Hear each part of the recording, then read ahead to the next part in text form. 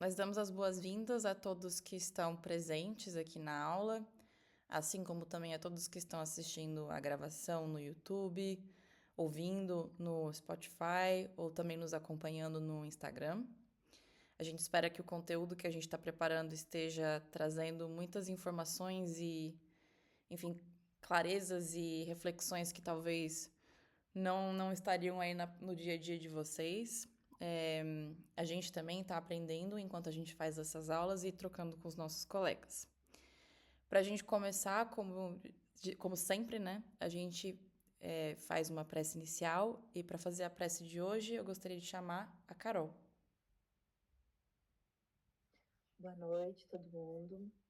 Eu queria usar essa oportunidade para fazer uma oração nesse dia muito especial, que é 13 de maio, que a gente faz essa gravação, que é Dia dos Pretos Velhos, né? Que é uma linha de entidades com a nossa casa, Círculo de Solidariedade Sagrada, trabalha muito proximamente e que estão sempre muito próximos da nossa vida e da nossa caminhada. Gostaria então de pedir para todo mundo ter do seu lado um copinho com água para a gente poder fluidificar, não só agora, mas todo momento. Fechar os olhos e se concentrar nessa prece, que é muito bonita. Louvado sejam todos os pretos velhos. Louvado sejais vós que formais o Santíssimo Rosário da Virgem Maria. Santas almas benditas, protetores de todos aqueles que se encontram em aflição. A vós recorremos, espíritos puros pelos sofrimentos, grandiosos pela humildade e bem-aventurados pelo amor que irradiam. Socorre-me, pois encontro-me em aflição. Concedam-me, meus bondosos pretos velhos, a graça de tudo que eu precisar nesse momento, através da vossa intercessão junto à Santa Virgem Maria, Santíssima Mãe de Deus e de todos nós. Dai-me, meus pretos velhos, um pouco de vossa humildade, de vosso amor e de vossa pureza de pensamentos, para que possa cumprir a minha missão na terra. Seguindo todos os vossos exemplos de bondade, louvados sejam todas as santas almas benditas. Tenham piedade de nós. Assim seja. Axé. Adorei as almas. Axé, muito lindo. Muito obrigada, Carol. Que eles tragam muita luz para nossa aula, enfim, muito aprendizado e muita sabedoria também. Então vamos começar. Vou passar para o próximo slide. Bom, a gente decidiu nessa aula focar no capítulo 6 da segunda parte do Livro dos Espíritos, mas para não deixar de falar do capítulo 5, tem esse slide aqui com algumas informações, com um resumo do que ele trabalha, né? No final das contas, ele faz algumas considerações finais sobre a reencarnação, né? E trazendo aqui o círculo que a Carol, por exemplo, falou na última aula, enquanto esse capítulo 5 fala de reencarnação, o próximo capítulo, capítulo 6, ele vai falar principalmente sobre a vida espiritual e um pouquinho de desencarne também, o que acontece, mas dando muito mais foco na vida espiritual. E esse capítulo ele trabalha muito com como que a gente sabe que a reencarnação existe, ou como que a gente sabe que o que está descrito nesse livro, de maneira geral, é real e é uma lei da natureza. E aí ele traz que essa confirmação ela acontece pelo fato das pessoas terem diferenças de inteligência e moral, de não ser algo igual. Então, essa é uma das, por exemplo, comprovações que a gente pode trazer. Uma outra comprovação, por exemplo, é que Jesus já trouxe isso está presente no Evangelho de João, que se um homem não nascer de novo, ele não poderá ver o reino de Deus, ou seja, ele não pode subir, ele não pode evoluir e chegar num estágio de paz, num estágio de luz total, né? E também seria esse ponto aqui, né, o terceiro ponto, seria muito esquisito se a gente não tivesse chance de reparar os nossos erros e de progredir em múltiplas existências. Não haveria justiça, não haveria misericórdia divina se a gente não pudesse fazer isso. Para de fato existir justiça e de fato existir mérito, todos os espíritos têm que ter uma chance de reparar os seus erros, se não em uma encarnação, porque eles talvez não tiveram a chance de ver o que eles fizeram de errado, né? Numa próxima encarnação. Então aqui o livro dos espíritos vai colocar que a reencarnação é uma lei da natureza, que sempre existiu em todos os tempos e que rejeitá-la não vai alterar a realidade, né? E traz alguns exemplos disso também. Então esse é um pequeno resuminho do capítulo 5. Ele não é aquele capítulo tradicional em que a gente tem perguntas e respostas trazidas por espíritos, né? Ele é mais uma reflexão e ele, enfim, trata esses aspectos. Vou passar para frente. Se existirem perguntas ou considerações sobre isso, vocês me interrompam. Carol também me ajuda aí a trazer as mãozinhas levantadas. Bom, obrigada. Bom, começando a falar agora sobre o capítulo 6, e da vida espírita existem vários trechos, né? Aqui são 40 páginas. A gente, no geral, estava fazendo aula de mais ou menos 20 páginas, dependendo do livro, né? Esse capítulo, ele tem espíritos errantes, mundos transitórios, percepções, sensações e sofrimentos dos espíritos, ensaio sobre a sensação dos espíritos, escolha das provas, as relações no além-túmulo, relações de simpatia e antipatia, metades eternas, recordação, comemoração dos mortos, funerais, enfim, parece às vezes até um pupurri, um pouquinho de cada coisa, assim. Por isso que essa aula não vai substituir de nenhuma maneira a leitura desse capítulo, porque aqui é realmente um resumão. Mas vamos começar com espíritos errantes. O que são esses errantes, né? Ou o que são esses espíritos em erraticidade? Primeiro de tudo, não indica uma coisa ruim necessariamente. Não é sinônimo de inferioridade um espírito estar em erraticidade. Mas é um sinônimo de que ele não é um espírito que chegou na classe 1. Por quê? Porque um espírito errante é todo aquele espírito que está aguardando uma próxima encarnação, que ele está num período transitório e de espera até uma próxima encarnação, aguardando um novo destino. Por que espírito puro não pode ser mais espírito errante? Porque eles não reencarnam mais. Não sei se vocês lembram daquela tabela, eles já chegaram no nível máximo de pureza, de consciência moral, de inteligência, então eles não precisam passar por isso, eles têm outras maneiras de agir em nome de Deus, né? Enfim, entregando a mensagem de Deus. Então, o espírito errante é apenas, ou em erraticidade, é apenas um espírito que aguarda um novo lar numa nova encarnação. E esse tempo, ele pode ser super curto, se o espírito ele for mais superior, mais avançado, mais evoluído, e muito longo, se esse espírito ainda tiver muito para refletir, absorver e entender sobre como traçar a sua evolução. Então aqui se coloca mais evoluído, menos tempo errante, mas esse tempo vai variar sim, de acordo também com a necessidade e vontade dessa alma de reencarnar, né? E aí por que, por exemplo, o mais evoluindo vai reencarnar mais rápido? Porque ele vai entender que é somente encarnando e somente vivendo as provas e expiações que ele vai evoluir mais rápido e chegar mais perto de Deus, enfim, e de um nível de consciência moral maior. Então, ele que já tem mais clareza sobre a sua própria evolução, vai ter uma vontade também de reencarnar mais rápido e vai ser permitido isso a ele também. Deus não coloca para ninguém necessariamente a data que cada espírito precisa reencarnar.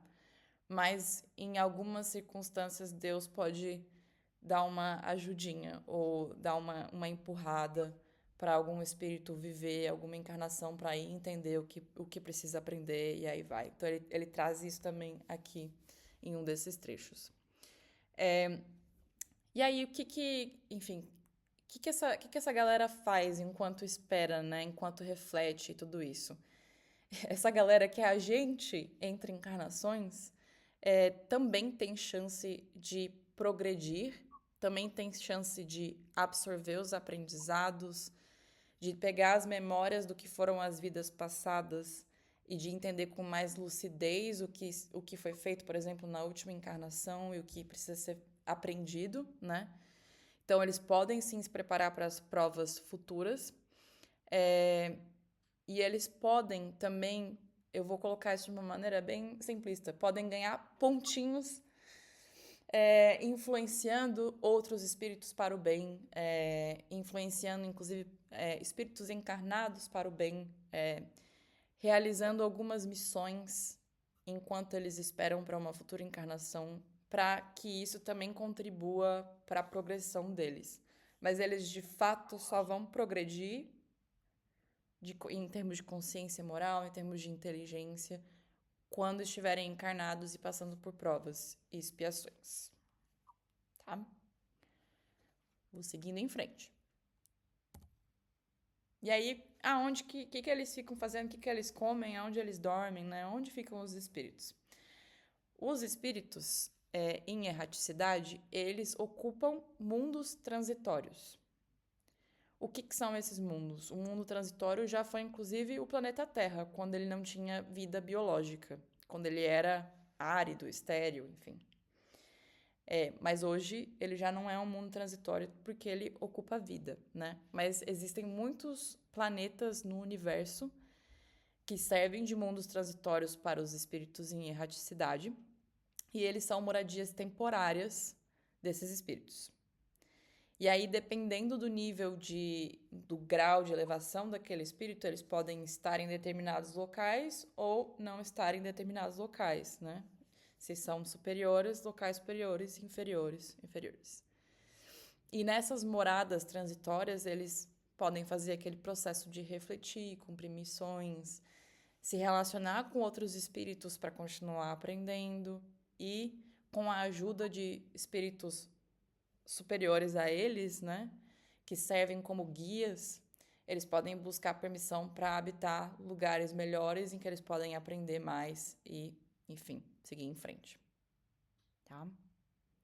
Alguma pergunta sobre mundos transitórios ou consideração? Seguirei em frente.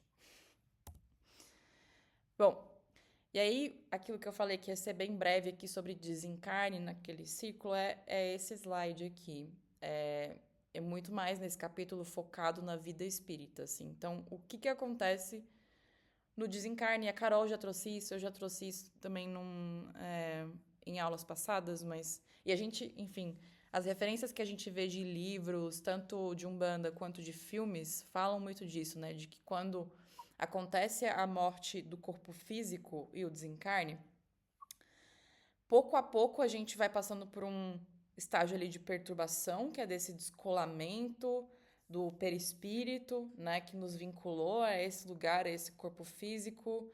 Pouco a pouco a gente vai entendendo o que está acontecendo e esse desprendimento vai acontecendo. E pouco a pouco a gente também vai se lembrando das nossas existências passadas, das nossas encarnações passadas e também das nossas próprias memórias naquela recém-encarnação que a gente acabou de ter e está desencarnando. Oi? Deu uma travada. Deu uma travada? Vocês estão me ouvindo agora? Mas eu escuto agora bem. Tá. Eu tô ouvindo normalmente. Tá bom. O bom é que eu tô gravando aqui do meu lado, então a minha voz, a gravação pegou, com certeza. Bom, então a gente pouco a pouco no desencarne vai se lembrando das principais memórias e lembranças que a gente tem da encarnação que a gente acabou de passar. E dependendo do nosso grau de elevação, a gente vai se lembrar de coisas mais materiais ou menos materiais. Então, por exemplo, se eu sou muito apegada enfim, esse castiçal aqui, né? Algo material, a design, decoração, sei lá. E minha vida é sobre isso, enfim. Eu, com certeza, se eu ainda não tiver clareza que eu fui embora, eu me desapeguei das coisas, enfim, eu com certeza vou sofrer a saudade disso e vou lembrar disso com mais força, né? Quanto mais desapegado o espírito é em relação ao material, menos ele vai se lembrar das coisas materiais e mais vai se lembrar daquilo que tem relevância para a evolução dele, né? E não é como se, e pelo menos é assim que o livro descreve, não é como se do nada o espírito vai lembrar de tudo, toda a história dele, né? Passar na frente dos olhos dele, enfim. mas vai lembrar das coisas principais, das memórias principais que têm relevância para ele, e quando tiver alguma situação em que ele precisa lembrar de algo, ele vai conseguir acessar aquela memória que tem relação com isso. Eu ouvi uma mãozinha levantada. Eliane, pode abrir. Na minha. Eu quero fazer um comentário com relação a isso, né? Que eu não sei se vocês já ouviram falar sobre o eu superior. Se vocês têm conhecimento ou já ouviram falar sobre o eu superior e o encontro com o seu anjo, né? Uhum. Eu não sei se vocês já ouviram ou se têm algum tipo de conhecimento sobre isso.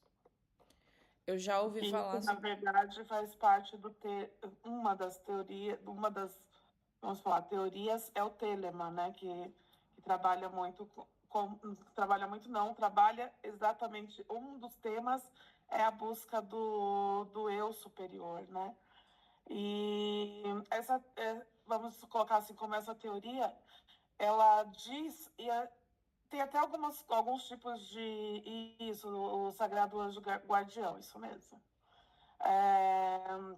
Que diz que geralmente, a gente tem um ciclo repetitivo de encarnações.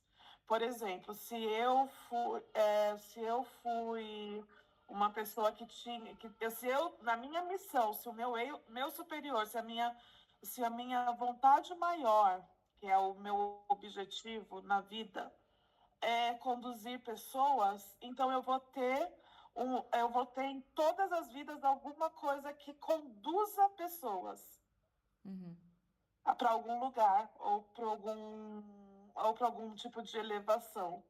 Então eu tenho sempre mais ou menos ali uma profissão ligada a isso, que eu acho que é bem interessante também a gente falar sobre isso, né? Desculpa eu estar falando sobre isso, mas eu achei que se encaixava aí, porque a gente segue também um ciclo de, não sei como que eu posso dizer isso. Enfim. Tem a ver com a escolha das provas, um padrão. padrão. Um padrão. Independente da minha prova, eu sempre vou estar ali meio que ligada dentro do que é a minha verdadeira vontade. Eu sempre vou estar, de alguma forma, exercendo alguma coisa que tenha a ver com a minha busca, que é a busca pela verdadeira vontade. É isso. Aqui no livro trata bastante, assim, do gênero das escolhas, sabe? Enfim, se o desafio de uma alma tem a ver com tentação material, se o desafio de uma alma tem a ver com saúde, enfim, das almas repetidamente escolherem provas que estejam relacionadas com esse grande tópico que tem a ver, né, com a experiência de evolução desse espírito. Então, sim, acho que... E, inclusive, esse assunto eu tratei ontem na minha terapia de missão, não sei o quê, propósito. Então, é bem interessante. E aqui, por exemplo, nesse caso de alguém que tem missão de sempre liderar pessoas, esse espírito no desencarne, ele com certeza lembraria de momentos em que ele liderou pessoas, ou oportunidades, experiências passadas em que ela liderou pessoas. E isso seria importante para seguir em frente também para a reencarnação. Então, são lembranças que servem o propósito de auxiliar na evolução, né, daquela alma. E também, assim como acontece uma relembração das lembranças, também após a morte é como se um véu saísse, né, de frente, um véu que tapasse assim, os olhos do espírito, saísse da frente, e esse espírito também consegue ter mais lucidez e usar toda a sua capacidade de inteligência para entender aquela encarnação que ele acabou de ter, né? Então, e aí, por exemplo, quanto mais evoluído um espírito, mais ele consegue enxergar não só o passado do que aconteceu com ele ou do que aconteceu com aquele planeta ou de maneira geral, quanto também ele consegue ver cenas do futuro, né? Daquilo que vai acontecer ou de como chegar cada vez mais perto de Deus. E aí aqui bem, enfim, eu só trouxe um tópico porque foi difícil de encaixar em algum outro slide, tem uma parte nesse capítulo que fala sobre funerais. E como a gente está falando de desencarne, eu trouxe aqui.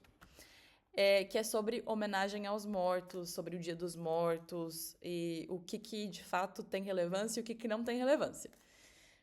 E aí, o que o Livro dos Espíritos traz aqui? Que quando a gente manda as nossas intenções e faz orações para espíritos, para pessoas que acabaram de falecer ou que já faleceram um tempo, familiares, amigos, pessoas que a gente ama, e a gente faz isso com muita intenção, a gente é sincero, e aí o espírito ele vai receber isso com felicidade, vai consolar, vai abraçar o espírito.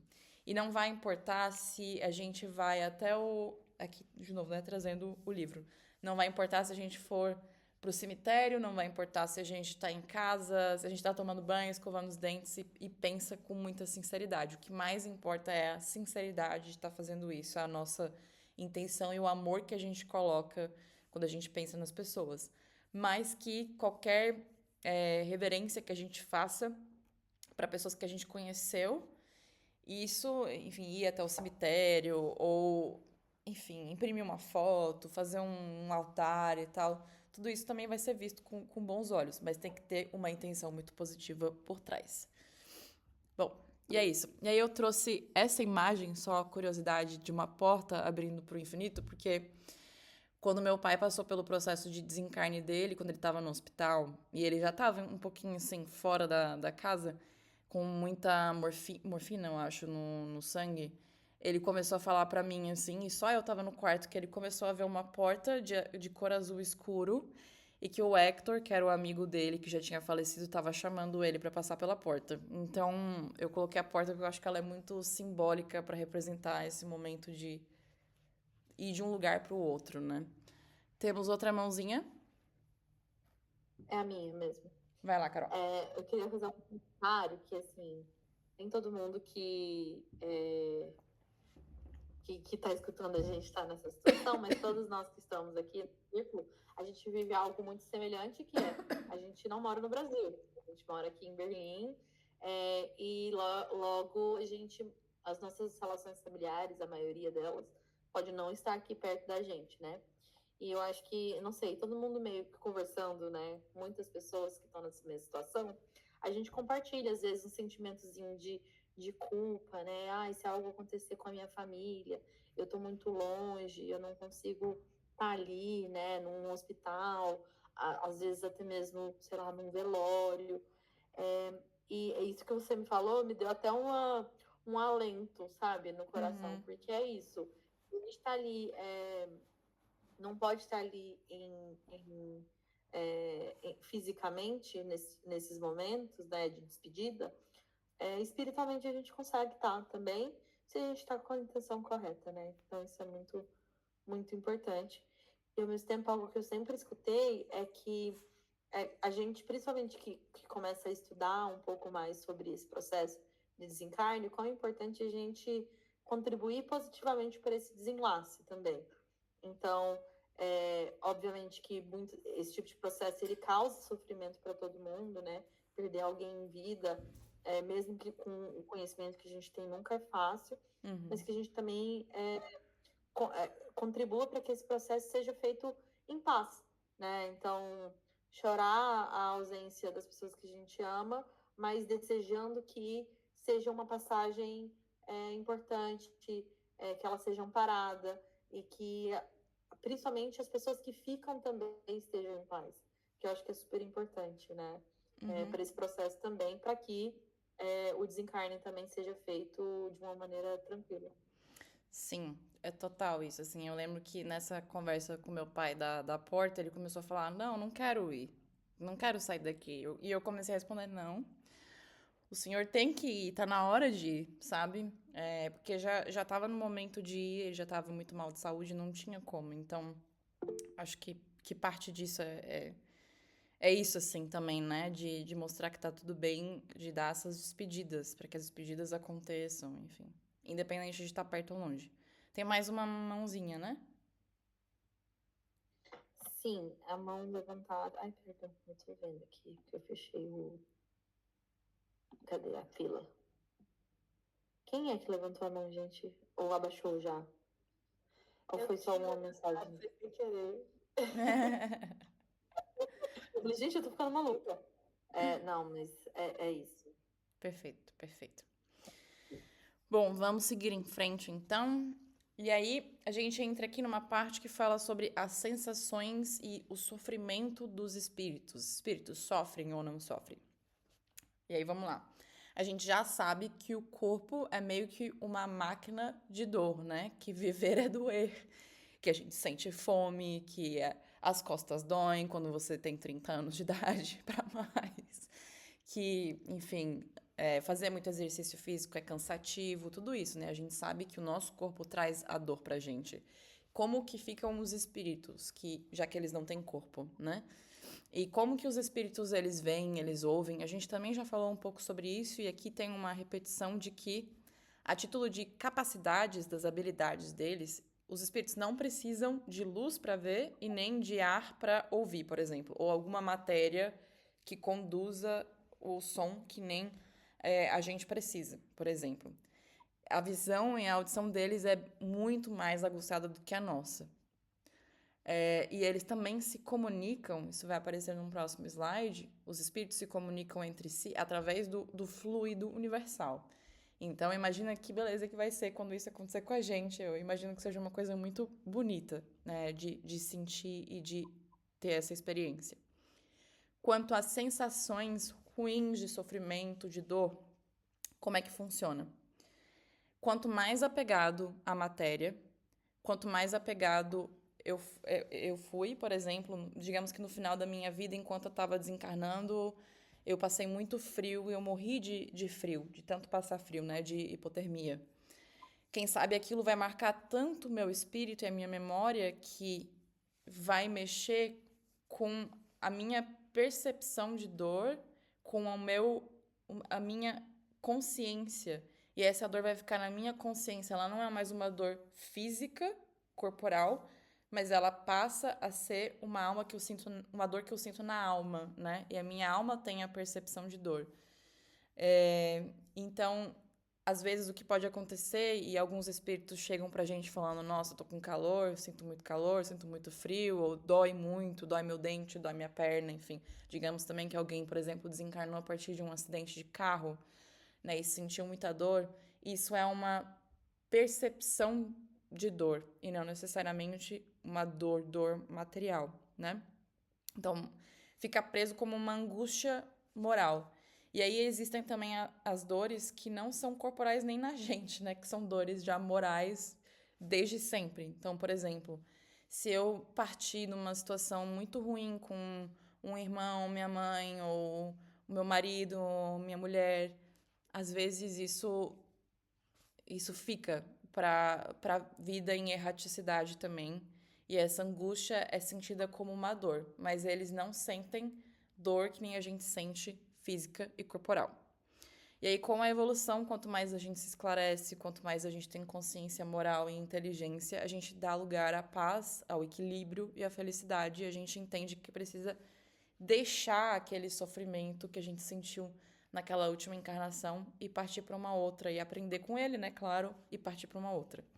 Então, o corpo é um instrumento da dor, o perispírito que a gente tem para poder habitar esse corpo encarnado aqui no planeta Terra, ele é o agente que faz com que a gente sinta essa percepção de dor na alma. Mas essa percepção de dor, ela não é a causa está aqui no corpo, né? Essa percepção de dor, ela é o efeito. Então, a dor, ela vai existir aqui nesse mocinho Jedi, de casaco, né? Mas não na versão espírito dele em amarelo. Vou seguir em frente. E aí, a gente agora fala sobre as relações entre espíritos. E aqui é bem interessante porque tem tudo a ver com a Umbanda, né? Simplesmente, enfim, não tem como existir Umbanda se não existir relação entre os espíritos. Bom, quando a gente desencarna e a gente entra a vida espiritual e entra esse período de erraticidade, até na realidade mesmo os espíritos puros também têm relações entre os espíritos, então não necessariamente as relações são somente entre os espíritos errantes, né? A gente tem uma continuidade dos laços com as pessoas, com os espíritos, com as pessoas que a gente teve vínculos na vida. Sejam amigos, sejam familiares e, enfim, pessoas afins, irmãos que não são de sangue, mas são de amor, né? E esses espíritos, a gente com os nossos antepassados, que nos foram muito importantes, a gente consegue se reconhecer a partir do perispírito, ou da imagem que a gente mostra como espírito, né? Ele trabalha um pouco assim, como que um espírito dá características, como que ele consegue se identificar. E aí ele fala que o perispírito é uma dessas formas de trazer identificação.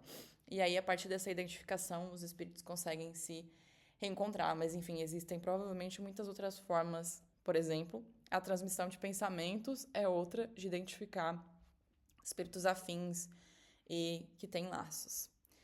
E aí, existem espíritos amigos que são afins também em termos de moralidade, pensamento, e isso vai criar famílias espirituais. Então, por exemplo, quando a gente pensa nos falangeiros, nos falangeiros da Umbanda, né? Eles têm semelhança de pensamento, eles têm semelhança de luta, de evolução. Quando a gente pensa, por exemplo, numa linha da rua de malandro, a gente sabe que o assunto que eles vão trabalhar tem a ver com as conquistas sociais, tem a ver com entregar alento para as pessoas que estão passando dificuldade, e aí vai. E cada linha da Umbanda vai ter uma mensagem principal, né? E aí que se formam, aqui a gente está aprendendo como que funciona essa formação das falanges, né? Tem a ver com a semelhança de pensamento. E, enfim, é claro que eles vão se juntar na semelhança, mas o que acontece quando existem antipatias entre espíritos inferiores? Isso vai criar o contrário, uma separação. Então, se o espírito ele não tem a consciência, se ele não consegue perdoar, isso cria uma sensação de antipatia, isso assim, entre espíritos inferiores, né? Porque entre o inferior, por exemplo, e um superior, o superior vai perdoar o inferior, também não vai preferir ficar na presença dele, mas vai simplesmente aceitar ele, né? Enquanto o inferior é que vai guardar ressentimento, antipatia e vai se afastar. E aí, uma outra informação que traz nesse capítulo também, inclusive é em outro trecho, não é nem onde fala de simpatia e antipatia, é que é irresistível a autoridade que o espírito inferior exerce sobre um espírito. Um espírito superior exerce sobre um espírito inferior. Então, se o espírito superior está ali para passar uma diretriz, uma direção, um caminho, um espírito inferior não vai conseguir resistir àquela orientação que está sendo passada também. E aqui a gente consegue entender, então, um pouco dos mecanismos das relações entre os espíritos. E aí tem uma outra coisa que eu acho que, obviamente, é um pouco triste, assim. Digamos que, enfim, nessa encarnação, eu e minha mãe somos muito próximas, a gente se ama, etc. Quando a gente desencarna, ela desencarna, eu desencarno. Minha mãe tem uma consciência moral e uma inteligência superior muito, muito além do que a minha. Eu sou um espírito inferior em relação a ela. Eu, infelizmente, não vou poder me juntar, por exemplo, a uma... Não é que eu não possa me juntar, né? Mas eu não vou poder estar na presença ou frequentar os mesmos lugares e mundos transitórios que a minha mãe frequenta, né? No desencarne, enquanto a gente está em erraticidade, por conta das nossas diferenças de grau. Então, não é que a gente não possa se ver, não é que a gente não possa... Se ver é ótimo, né? Não é que a gente não possa ter relações, mas existe um afastamento que acontece natural. E aí, isso também acaba sendo um instrumento para estimular espíritos inferiores a terem maior grau de consciência, a aprenderem, a encarnarem de novo para aprender, para evoluir, para daí continuar fazendo parte da mesma família. Ou também faz com que os espíritos continuem querendo evoluir todos juntos, né? Para que estejam juntos em diferentes encarnações e em erraticidade. Enfim. Então, isso tudo, a não ser, eu bem coloquei aqui, a não ser que haja uma missão de um espírito superior com relação a um espírito inferior ou muita compaixão, né? Então, no caso da minha mãe provavelmente teria muita compaixão comigo e gostaria de estar comigo mesmo que eu frequentasse lugares que ela não precisaria frequentar, mas existe sim uma tendência a afastamento. Algum comentário aqui? Então, Eu queria só comentar que, para quem já leu algum dos livros do André Luiz, né, psicografado pelo Chico Xavier, o mais famoso é Nosso Lar, mas é uma série, né, de livros que conta dessa experiência que o André Luiz teve ali no desencarne. Existe uma passagem exatamente assim, que é a mãe dele, que já tinha desencarnado antes, já estava num nível de apuração muito maior, e então eles não conseguiam ter esse contato, mas ela desce até, né, onde ele estava ali para fazer uma visita com um objetivo bem específico, que era uma necessidade de auxílio que ele precisava dar para uma pessoa ali do círculo familiar deles. Então, é bem legal. Demonstra bastante isso que a Moira acabou de explicar. Eliane levantou a mão. pode ir. Essa é uma parte bem interessante, porque mostra que os ciclos, eles são hierárquicos. Né? Isso é um assunto que geralmente ele é bem sensível, porque hoje em dia a população anda bem sensível, não aceitando coisas que são muito óbvias dentro do ciclo natural das coisas. E esse é um assunto que dá para render muito, principalmente dentro da Umbanda, pois a Umbanda também é hierárquica, né? Então, assim, eu vou até anotar isso, porque eu vou trazer isso para nossa gira, trazendo e fazendo essas pequenas colocações, né, sobre a importância, sim, da hierarquia. A hierarquia é muito importante e ela tem um significado de ser. E, enfim, existe a hierarquia maior que é Deus e tudo mais também, né? E todo o resto, assim. Exatamente. É como negar a hierarquia é a mesma coisa que você negar a sua própria natureza. Sim.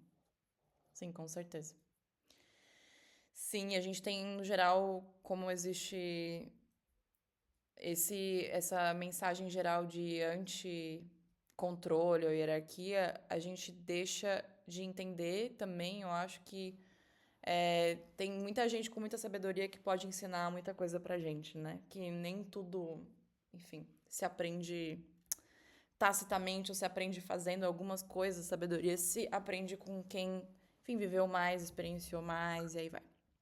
Sim, claro claro que a gente também tem que entender que o pequeno, vamos dizer, o pequeno também traz informações importantes, Sim, né? sim. É aquela coisa do tipo, o tipo que você, de hierarquia, como que você vai lidar com a hierarquia? Eu estou no nível acima, mas eu não tenho a arrogância ou o ego de também não ouvir quem está ali um pouquinho mais abaixo. Eu falo isso porque eu aprendo muito com meu filho, e ele tem 7 anos. E ele me traz lições assim incríveis, que eu sei que não são lições que ele aprendeu agora, são lições que ele trouxe de outras vidas. Então também é importante a gente isso é um bom exemplo, né? Eu sou a mãe dele, eu estou no nível hierárquico superior a ele, né? Mas mesmo assim, tem coisas que eu posso também aprender com ele. Obviamente, eu vou muito mais ensinar do que aprender, mas as coisas também que ele me ensina são pérolas. Não só ele, como, vamos dizer, a Nicole. Hoje em dia, minha filha de sangue. E, tipo, a gente tem uma troca muito grande. Entendeu? Então, assim, mas não podemos negar a hierarquia. Né? Negar a hierarquia, negar esse tipo de assunto, né? Negar a hierarquia em si é negar a própria natureza humana. Não existe, não tem como, igual você já disse. Por mais que eu possa negar, Não sei se foi você que disse ou hoje que eu li, gente, não sei. Não é porque você não acredita. Não, foi você que disse, você disse No começo. no início. No início. Não é porque você não acredita que as coisas não existam. Não é porque você não acredita numa ordem hierárquica que ela não existe. E ela existe sim, e ela é real. E ela tá aí, ela tem que ser seguida. E o maior aprendizado da Umbanda é abaixa a cabeça e ouve, né? Também é em relação o ao Caboclo das ego. Sete Encruzilhadas, na primeira gira, ele já diz isso, né? Que agora minha cabeça hoje não está boa, como vocês podem perceber. Eu quero falar, mas minha cabeça não está me acompanhando. Eu não lembro da frase. E aprenderemos com os mais velhos e os mais novos. Enfim, eu não lembro da frase, não vou lembrar. Já é uma lição. Mas a mensagem foi... Que você é uma mensagem exatamente disso do que você está falando. Perfeito. Né? Perfeito. Que é exatamente... isso é algo da natureza, não tem como a gente negar. Perfeito. Bom, gente, para dar tempo para dinâmica da Carol, eu vou só finalizar esse trecho, que nem eu já falei. A Carol já trouxe, e eu lembro da gente falar bastante das escolhas das provas. A Eliane agora falou há pouco também sobre o gênero, né? De, por exemplo, se eu lidero pessoas, e isso faz parte da minha missão, do meu propósito, isso aparece em encarnações diferentes.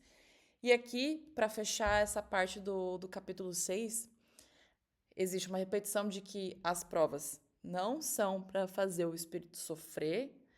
As provas são oportunidades de expiação, são oportunidades de aprendizado e de crescimento, porque o crescimento e o mérito, ele tem que vir